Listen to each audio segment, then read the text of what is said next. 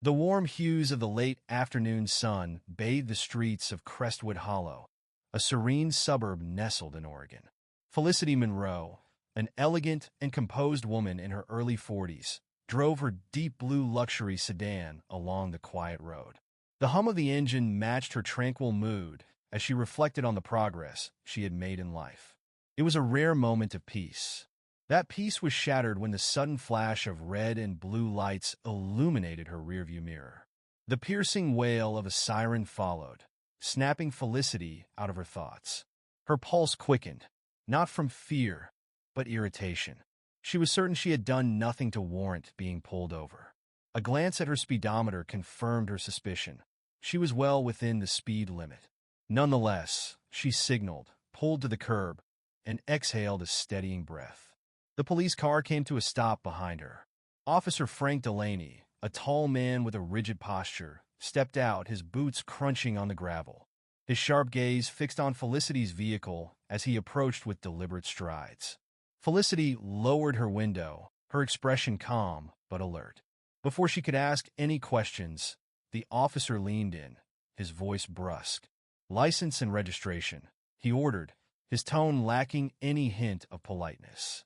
Felicity retrieved the documents with measured movements. "Certainly, officer. May I ask why I've been stopped?" Her tone was steady, professional, and devoid of hostility. Delaney's eyes narrowed. "I'll be asking the questions. Step out of the vehicle." Felicity hesitated. She was aware of her rights and knew there was no reason to comply without explanation. Her pause seemed to irritate Delaney, whose tone became harsher. "I said, step out of the vehicle," he barked, loud enough to attract the attention of a jogger passing by. She kept her composure, meeting his intense gaze. "Officer, I'd be happy to comply if you can explain why this is necessary." His jaw tightened as he placed a hand on his belt, inches from his holstered weapon. The implied threat wasn't lost on Felicity, but she maintained her calm demeanor. After a tense moment, she unlocked her door and stepped out gracefully, her emerald blazer and pristine white shirt immaculate. Her composed air only seemed to further unsettle the officer. "Hands where I can see them," Delaney ordered, stepping back slightly. Felicity complied, raising her hands with a dignity that contrasted sharply with the humiliating nature of the gesture. A small group of onlookers began gathering nearby, their murmurs growing louder as they watched the scene unfold. "You're driving an expensive car in an area that doesn't see many visitors," Delaney remarked, his tone laced with insinuation. Felicity raised an eyebrow. "Are you suggesting I don't belong here?" she asked, her voice calm but pointed. Delaney smirked. "Just making sure everything checks out." "Where are you heading?" "Home," she replied evenly. "I live just down the street." The officer's skeptical expression said otherwise. "Is that so? Prove it." Before Felicity could respond, a voice from the growing crowd interjected. "Hey, leave her alone. She hasn't done anything." Delaney's head whipped around, his frustration evident. "Mind your business," he snapped at the onlookers, his composure cracking. Felicity seized the moment. "Officer, I've complied with your requests and answered your questions. Your actions are unwarranted, and I'd like to leave." His face flushed red with anger. "You don't get to decide when this ends," he growled, stepping closer. Felicity didn't flinch. Her voice carried a quiet authority. "I'm fully aware of my rights, officer. Unless you can provide evidence that I've broken the law, you have no grounds to detain me." The crowd murmured in support. Delaney's bravado faltered as his eyes darted toward the dash cam in Felicity's car. He took a step back, but his frustration was palpable. "You're playing a risky game," he muttered under his breath. "And so are you," Felicity replied, her words sharp as glass. The tension was suffocating as the standoff continued.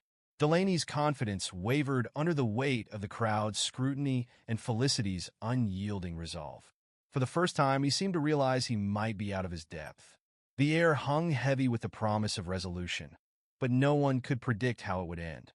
Felicity stood her ground, knowing that in moments like this, composure was the greatest weapon she had. "Officer Delaney," Felicity began, her voice cutting through the tense silence like the chime of a bell. "Do you have any idea who you're dealing with?" Delaney stiffened, masking his unease with a sneer. "I don't care who you think you are." Felicity took a small step forward, her composure as sharp as steel. "You should. I'm Felicity Monroe, Director of Oversight for Law Enforcement in this state." Her words landed like a thunderclap, reverberating through the gathered onlookers. A ripple of shock swept through the crowd, and for a fleeting moment, Delaney's face betrayed a flicker of panic before he quickly composed himself. "You're bluffing," he said, though the tremor in his voice betrayed his growing doubt. Felicity tilted her head slightly, her calm gaze unwavering. "Check for yourself. Call your precinct. Verify my credentials. I'm the one who oversees the conduct of every officer in this state, including you." The color drained from Delaney's face as his confidence wavered. His hand slipped away from his belt, no longer resting near his holstered weapon. He glanced toward the spectators, his bravado clearly faltering under their scrutiny and the weight of Felicity's words. Felicity didn't relent. "This interaction has been documented from start to finish," she continued, her voice authoritative yet measured. "Your behavior will be investigated, and I will personally ensure accountability." Delaney's mouth opened as if to argue, but no words came out. He seemed to shrink in the moment, his earlier arrogance crumbling in the face of her quiet determination.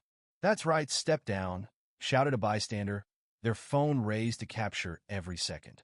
Murmurs of approval rippled through the crowd, their collective energy emboldened by Felicity's composure. Delaney took a step back, now visibly sweating. I didn't mean any disrespect," he stammered, his tone shifting to something almost pleading. Felicity raised an eyebrow. "Your actions speak louder than your words, officer. I suggest you take a hard look at your conduct."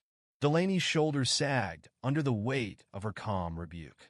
The tension in the air began to dissipate as Felicity addressed the onlookers. "Thank you for your concern, but there's nothing more to see here. Please go home." The crowd began to thin, though not without a few lingering glances of disapproval directed at Delaney. The officer retreated to his vehicle, his earlier dominance reduced to a shell of itself. Felicity stood calmly by her car, her poise unshaken as she waited. Inside his patrol car, Delaney fumbled with his radio. She could tell he was contacting his superiors to verify her identity. Felicity didn't need to eavesdrop to know the outcome. Her position was clear, her authority undisputed. After several tense minutes, Delaney stepped out of his vehicle. His walk back to Felicity was slower this time, his head slightly bowed as he approached. The confidence he had earlier was replaced by visible unease. "Miss Monroe," he began awkwardly, his voice strained. "I confirmed who you are. I didn't realize." Felicity met his gaze, her expression unyielding. "And now you do. So let me ask you this. Do you understand the gravity of your actions today?" Delaney hesitated before nodding. I do. I'm sorry if I overstepped." Her lips tightened ever so slightly. "This wasn't an overstep, Officer Delaney. It was an abuse of your position, steeped in intimidation and bias.